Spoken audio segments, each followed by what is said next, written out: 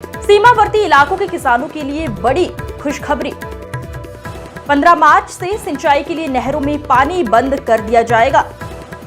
नर्मदा विभाग ने नोटिस जारी कर किसानों को हिदायत दी है।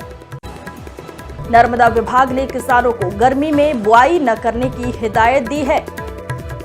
यदि नहर में पानी रोककर सिंचाई के लिए फसल लगाई जाती है तो फसल के नुकसान के लिए किसान जिम्मेदार होंगे।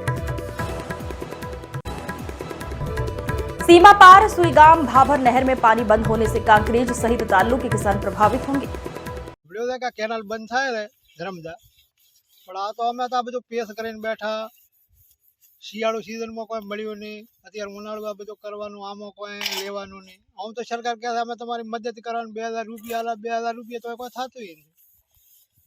એટલે આવું જો આ બધું બંધ કરવાનું કરે એટલે અમારું એવું હશે કે આ ચાલુ રાખે તો સારું કહેવાય, નકર ખેડૂતોને તકલીફ ઘણી છે। એમાં ઉનાળે ઘાસચારા સારું શું કરવું એટલું ઘણું હવે જિલ્લાના સરહદી વિસ્તારના ગામડાઓમાં જે મુખ્ય કેનાલ ઉપર આત્મનિર્ભર જે ખેડૂતો હતા એને લઈને જે અત્યારે ખેડૂતોને મહા મુશ્કેલી પડી રહી છે। કારણ કે અત્યારે નર્મદા નિગમ અધિકારીઓએ અને નર્મદા નિગમે જે લેટર ઇસ્યુ કર્યો છે લેટર ઇસ્યુને લઈને ખેડૂતો ખૂબ જ ચિંતિત બન્યા છે। ખેડૂતોનો અત્યારે જે ઉનાળુ સિઝન હતી એ તૈયાર કરીને ખેડૂતો બેઠા છે। આ બધું દેખાઈ રહ્યું છે તે અત્યારે ખેડૂતો તૈયાર કરીને બેઠા છે। અત્યારે પાણી ના આપવા નો જે પરિપત્ર બહાર પાડવામાં આવ્યો છે એને લઈને ખેડૂતો ખૂબ જ ચિંતિત થઈ રહ્યા છે। અને આ બાજુ છે તો ઘાસચારાનો જે રજકો છે એ પાણી વગર પણ બળી રહ્યો છે।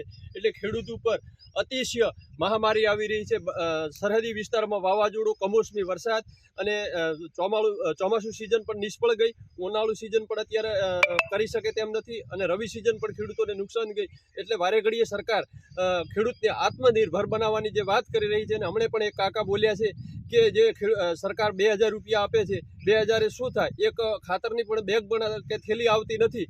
તો સરકાર અને જે નર્મદા નિગમ તંત્ર જો ખેડૂતો સામો જે જોઈ અને જો તાત્કાલિક ધોરણે કંઈક ઉપર નિર્ણય લઈ અને પાણી સત્વરે ચાલુ કરે અને પાણીની રાહત જો 1 મહિનોથી 1.5 મહિનો આપે તો ખેડૂતોનું અને પશુપાલકોનું પશુપાલન નિભાવી શકે તેમ છે।